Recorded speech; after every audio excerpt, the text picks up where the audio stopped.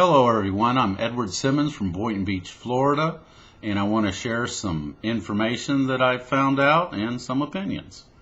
Before last year's presidential election, I was not excited about either candidate, and it figured it was going to be just another change of administrations and another electoral cycle. Neither were for smaller government, combating the illegal alien crisis, fixing energy dependence in a practical way, and putting a halt to corruption inside the Beltway. There would be some policies I didn't like, but I was confident America would remain a country built on free enterprise, responsible journalism, and checks and balances. Today, I'm not so sure. As we welcomed our new president with his promises of hope, change, transparency, and reaching across the aisle to Republicans, our welcome was soon replaced with puzzlement.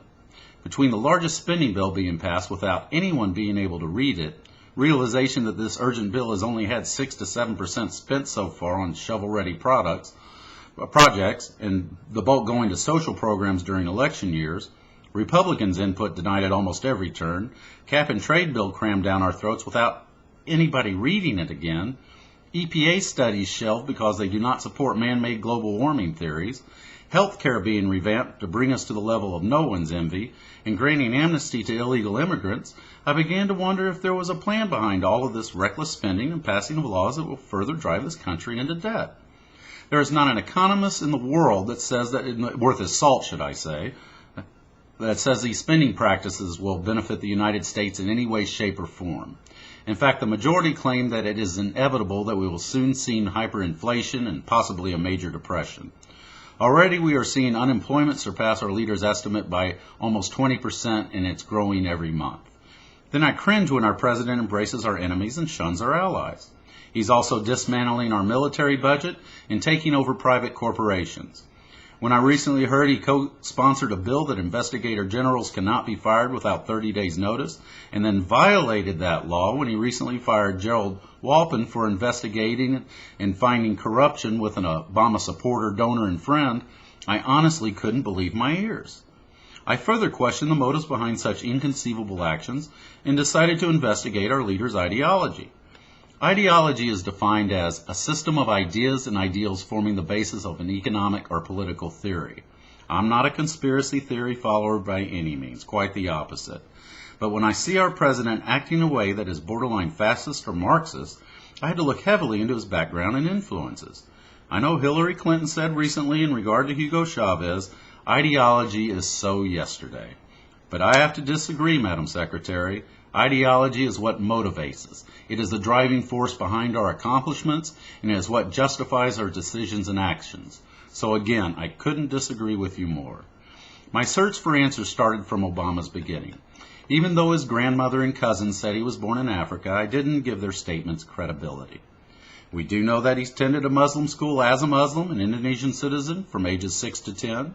We know his parents and the grandfather that helped raise him were communists. From ages 11 to 18, we know from Obama's book, Dreams from My Father, that his mentor and grandfather's best friend was Black Panther communist Frank Davis, who started the Communist Party in Hawaii. He was also a pedophile, but that's neither here nor there. We know he went to Occidental College in California and then Columbia in New York, but we were unable to see any school records. We know he went to Pakistan twice when it was illegal for Americans to travel there. Did he enter on an Indonesian passport? That we don't know. When did he rescind his Indonesian citizenship? We don't know that either.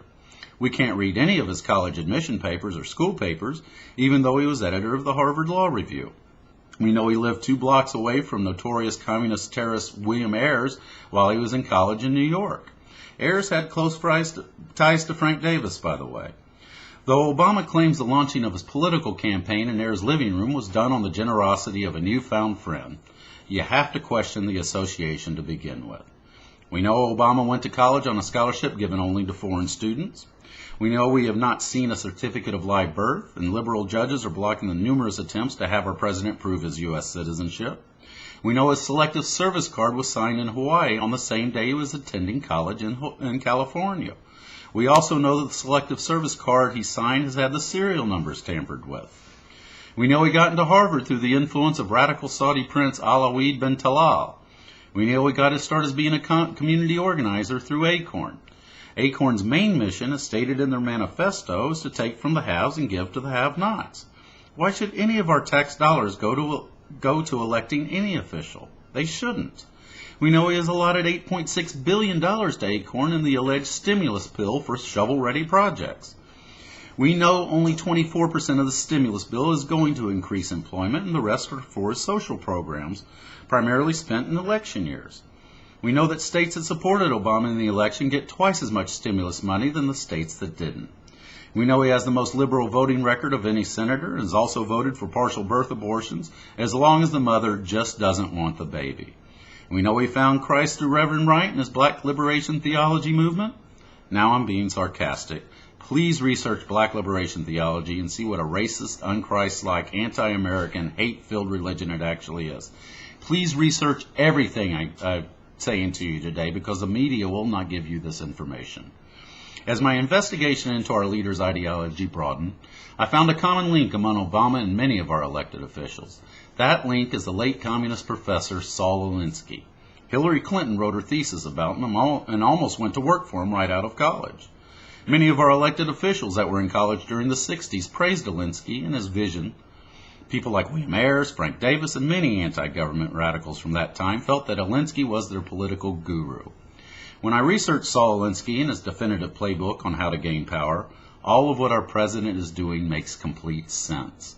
Hold on to your seats, fellow Americans, because I'm about to quote you some excerpts from Saul Alinsky's political playbook, Rules for Radicals. When we put together Obama's background, influences, associates, and family, we will begin to understand his true ideology.